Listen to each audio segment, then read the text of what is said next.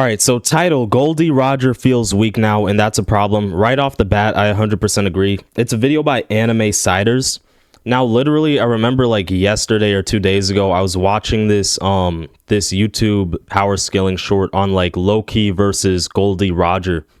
And people in the comment section were literally arguing like, oh, Loki low diffs Roger. And I think the outcome of even the video was literally that Loki like mid diffs Roger and stuff like that. Like, it really does feel weird now that we have, you know, like Hell King, Herald, Holy Knights, Loki, Emu. Like, Roger doesn't even really feel like that strong anymore. And I pretty much straight up agree with the title. Like, it's kind of crazy because at the start of One Piece, like pre all this Holy Knight, Emu, God Devil stuff, like Roger was the strongest, or at the very least, he was equal to Whitebeard, right? But now it's like Whitebeard and Goldie Roger basically get mid-diffed by Loki, according to power scalers. Like, what's going on? Do you remember a time in One Piece when... I literally remember seeing a video where Loki low diffs Kaido, and it's like, holy power creep, man. And Goldie Roger wasn't just a character, but an actual myth. A time when being the Pirate King meant you were basically a god, with a power level so insane you couldn't even process it. For years, this guy was the absolute peak, the final boss of the entire series. Bro, this is why I respect Jujutsu Kaisen. Even though Jujutsu Kaisen constantly introduces new strong characters like Kashimo, you know, and other people, it's like they never go past Gojo and Sukuna. There's always still like a balance to Jujutsu Kaisen's power system and power levels, and that's what makes it so good. Well, it's balanced outside of Sukuna and Gojo, of course, because Sukuna and Gojo, they solo the verse, man. His name was everything. If you grew up watching this, you know Roger wasn't a person. He was a literal force of nature. But as the world of One... Yeah, bro, like the original top tiers were straight up, you know, Garp, Prime Roger, Prime Whitebeard. And now it's like, now we have Emu. Now we have Saint Figureland, Garling, you know, the Gorosei, Loki. And now it's like, they're all so weak. Like, it feels like Whitebeard, Garp, and Roger are weak now. One Piece got bigger and crazier, and the new world showed up with its insane monsters and emperors. Did that legend start to feel different? This isn't about the Pirate King getting weaker. It's about how... I still ultimately think this is better for the story. You know, Oda's expanding on the plot. I love this whole Joy Boy Emu thing and just this overall history type of dynamic and stuff. But yeah, it does kind of suck that Roger feels kind of weaker now. Our idea of the old generation was completely shattered by the insane power of the new guys.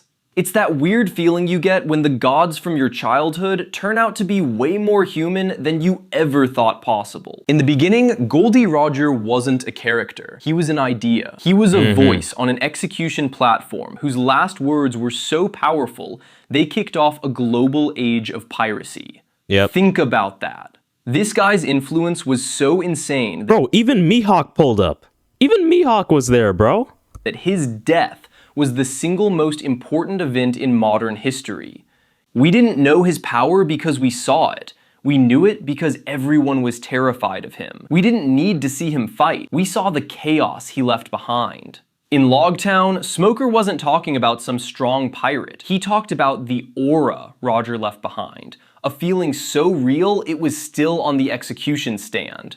And this hype machine... And then, bro, Whitebeard made everything worse even when he died, because he was like, the One Piece is real. And then Sengoku literally rage quits. Sengoku gets so angry, bro. He's like, damn you, Whitebeard.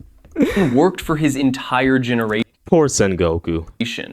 When we first actually met Monkey D. Garp in Water 7, he wasn't introduced by his rank. He was introduced as the Marine who cornered the Pirate King. That was his entire flex.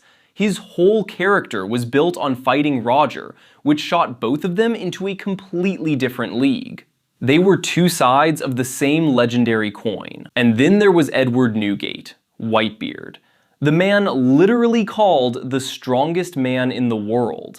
I know a lot of people like to glaze, Prime Roger, but if Prime Whitebeard and Prime Roger really fought to the death, I'm betting on Whitebeard, bro. I do think Whitebeard is slightly stronger than Prime Roger because, again, Prime Whitebeard, he had, like, the Conqueror's Clash was equal, as we saw during, like, Wano and the Odin stuff. So if Whitebeard adds his Devil Fruit to the mix, I feel like that should just give him the edge over Roger. And overall, I just feel like Whitebeard should be stronger than Roger. I mean, he has the title World's Strongest Man, right? The story made it 100% clear. This was the only guy alive who could go toe-to-toe with the Pirate King. Their power wasn't normal, it was elemental. When we finally saw them clash in a flashback, their Haki didn't just hit, it literally split the sky in half. That wasn't a fight, it was a cataclysm. The mystique of this generation was cranked to 1,000 because we almost never saw them. Roger was already dead. Garp and Whitebeard only showed up for huge, world-ending events.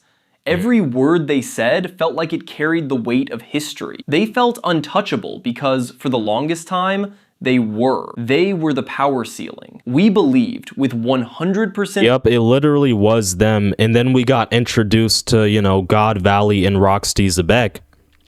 And then everybody was saying, Rocksteady Zebek is the strongest character. Some people think, Dragon is the strongest character. Maybe he has a rain god Devil Fruit, and that's why it's always raining whenever he appears. But once we got into like this Joy Boy, Prophecy, Emu, Holy Knight type territory, things got a little weird. Certainty that they were the absolute peak. So, when did we realize these gods could actually bleed? It wasn't one big moment, but a slow realization that the world was way bigger, and the monsters way scarier than we ever knew. The first real cracks in the myth were the Marine Admirals. In Sabaody, we watched Admiral Kizaru move at the speed of light, casually destroying half of the Worst Generation like he was bored. At Marineford, we saw Aokiji freeze literal tsunamis, and Akainu drop magma fists that melted the entire battlefield. Akainu's Devil Fruit, the attack potency is genuinely insane. Like, it's so dangerous, man. Because this dude literally just, he's called the Donut Maker. Like, I've seen some power scaling YouTube shorts where, like, some people just give Akainu the title of Donut Maker. It's actually insane. This wasn't some old legend. This was real-time, world-ending power, and it was terrifying. Akainu and Akaza from Demon Slayer would definitely get along, wouldn't they? Bro, there's like this curse for flame users. Rengoku and Ace, they both became donuts, bro. So unlucky. For the first time, we had a real benchmark for what top tier actually looked like today. Then came Marineford, the event that really made the legends feel human. We finally saw Whitebeard go all out, and he was the monster we were promised. He was creating earthquakes and tsunamis with enough raw power to literally sink Marine headquarters. But we also saw something else. An old man hooked up to medical machines, fighting a terminal illness. He was betrayed by his own son. He was a father fighting to save his kid. His death was one. This might be a hot take, but I feel like Sengoku's Devil Fruit should be a lot stronger than it's shown to be, because it's literally called the Buddha Devil Fruit, and which literally just means like God. Like Buddhism is also just a Japanese or Chinese religion. I don't remember which specifically, but the point is, like, his fruit is basically literally the God Devil Fruit. And also, it's kind of weird because Sengoku's Devil Fruit has a lot of similarities to it kind of has a similarity in comparison to like Whitebeard's Devil Fruit, because Whitebeard, he can create like shockwaves, earthquakes, whatever, with the Gura Gura no Mi, but at the same time, Sengoku's Devil Fruit, I'm pretty sure it also has the potential to kind of create shockwaves a bit similar to Whitebeard's. It's more like a little ball sphere, but like literally when Sengoku was kind of fighting against, Blackbeard's crew, I think he like one-shot them or something. It's basically just this huge orb of kind of light, but I think it's meant to kind of be a shockwave. I just feel like Sengoku's Devil Fruit should kind of have similar destructive capabilities in in comparison to Whitebeard's Devil Fruit. One of the I feel like Oda needs to just let us kind of see Sengoku have a real fight, because I just feel like he's a lot stronger, particularly his Devil Fruit. most legendary moments in the entire series. He died standing up, taking hundreds of wounds without ever running away. But he did die. The strongest man in the world was mortal. His fall, as amazing as it was the first undeniable proof that the old god. And this was the moment where Kaido became jealous of Whitebeard. He was like, that old man, he was able to do it, wasn't he? He was able to die. And then Kaido just gets drunk and he's just obsessed with this this phrase, death is what completes a human. And Kaido was kind of spitting. And I do kind of like how Oda kind of added a bit more depth to Kaido's character through that. But ultimately, Kaido was kind of just, he was kind of yapping a little bit. And it just feels weird for Kaido to say that. But yeah, Kaido pretty much looks up to Whitebeard. Guard, with all their power, could be taken down. The myth of them being invincible was shattered. As we launched into the new world, this just got crazier. The other emperors, Big Mom and Kaido, weren't just stories. They were active rulers with massive territories and monster crews. We saw Kaido's indestructibility and Big Mom's soul-stealing powers up close. They were the new ceiling. The conversation went from, can we ever be as strong as Roger? To, how do we survive the current emperors? That shift, from worshipping the past to trying to survive the present, is something every longtime fan has felt. It's part of the journey. If you're feeling this, do me a huge favor and destroy that like button and subscribe for more. The biggest shift, though, came when we finally saw Roger's full story through Odin's flashback. This wasn't a legend being retold. This was us living his final journey right alongside him. And the man we met was nothing like the untouchable god from the stories. We saw a captain who got into goofy fights with Whitebeard, who literally got on his knees to beg another. Yeah, Roger kind of reminded me a little bit of Luffy, just with, his kind of goofy-ish personality. But the difference between Roger and Luffy is Roger still feels like, a grown man. And he also looks like one. Like, Roger is still mature. He kind of is, he's just more mature. Like, yeah.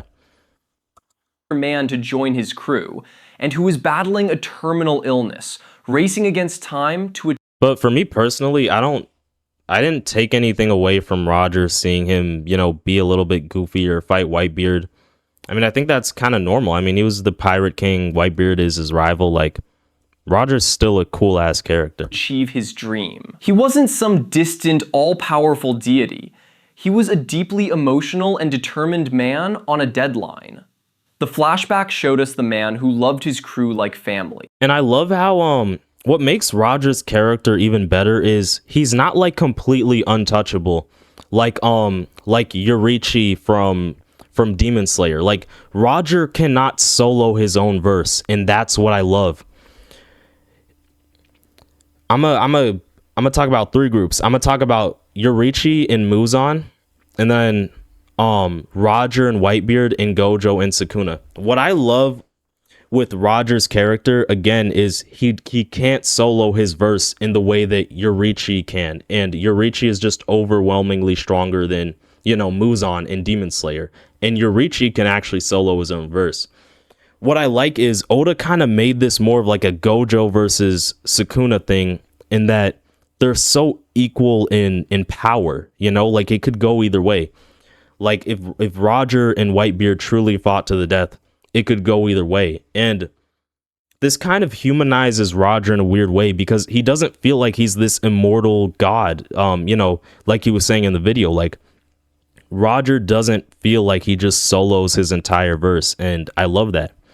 I love that Whitebeard is his rival. The adventurer who laughed in the face of the world's greatest secrets, and more importantly, the man whose will was so strong it changed the world forever. His true legacy was never just about strength. It was about his freedom, his words, and the new era he started. Roger feels different now, not because he's less impressive, but because we finally see the full, insane scope of the world he conquered and the darkness he fought against. The untouchable god has become a deeply human hero, and that just makes his legend even more powerful. He's no longer just the destination, he's a milestone on a journey that is way crazier than we could have ever imagined. And just when we thought we understood the new power ceiling, Luffy went Gear 5, and the entire scale was thrown out. Yep, thrown out the window. Like 100% thrown out the window, man. Once Luffy, this feels like Goku getting into Ultra Instinct for the first time. Wasn't Goku also only able to use Ultra Instinct for like 5 minutes at first? Or when he was fighting against Jiren, like he couldn't just use it forever, I'm assuming? It feels like the same with Gear 5 Luffy, right? Luffy could only use like Gear 5 for like 5 minutes. But once he has like infinite stamina for Gear 5, Luffy's probably like top 3 in the verse. Like an unlimited Gear 5 Luffy only loses to what, Emu and maybe like Prime Joy Boy, but Joy Boy is obviously not alive, so it doesn't even really technically matter. But yeah, like Luffy with unlimited Gear 5 only loses to Emu,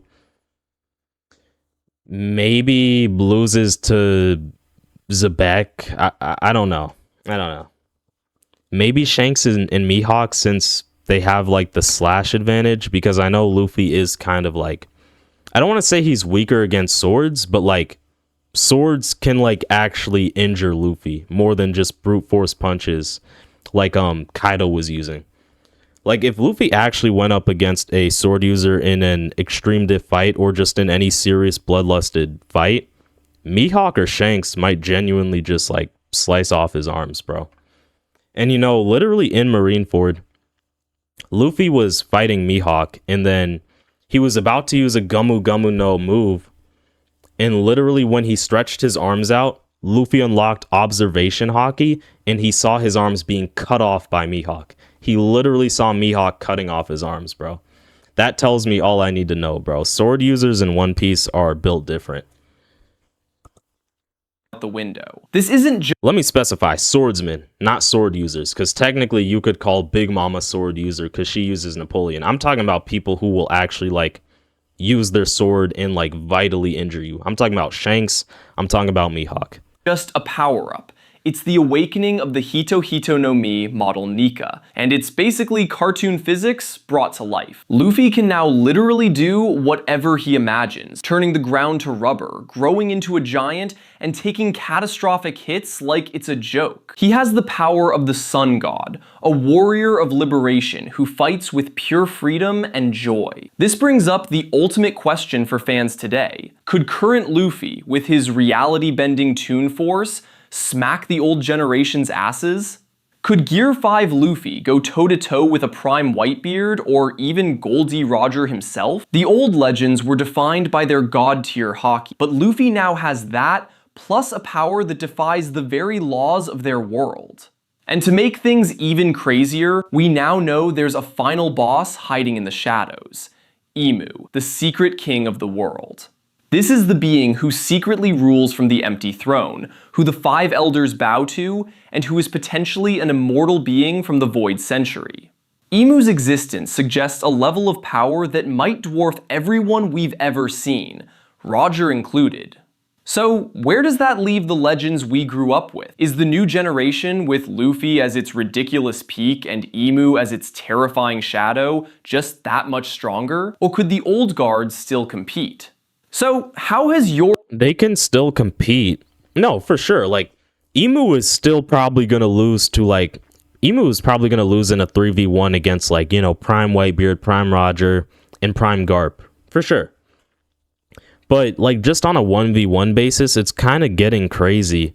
Because, I don't read the One Piece manga, but apparently, like, their low-key has, like, some pretty crazy scaling. Apparently, like... Rocksteady, I think the argument I've been seeing like on just YouTube shorts and comments is like Rocksteady Zebek was equal to Hell King Herald, and then like low-key mid diffed Hell King Harald. Therefore, Loki should low diff Kaido and low diff Roger and low diff Garp, and just like a lot of weird stuff like that. Now, again, since I don't read the manga, I don't really have the true context of this, but if Loki genuinely low diffs Kaido, then Oda has heavily messed up with the power scaling, and just with the power creep, because at a certain point in time, I thought Kaido was stronger than Roger. Like, honestly, Kaido's durability and his endurance feats, him carrying up the entire island, getting the Sukuna treatment, having to be jumped by, like, not the entire verse, but having to be jumped by, like, Zoro, Luffy, Law, like, I'm telling you, Kaido's gotta be at least like top 7. At least top 7, man. Your view of Gol D. Roger changed over the years.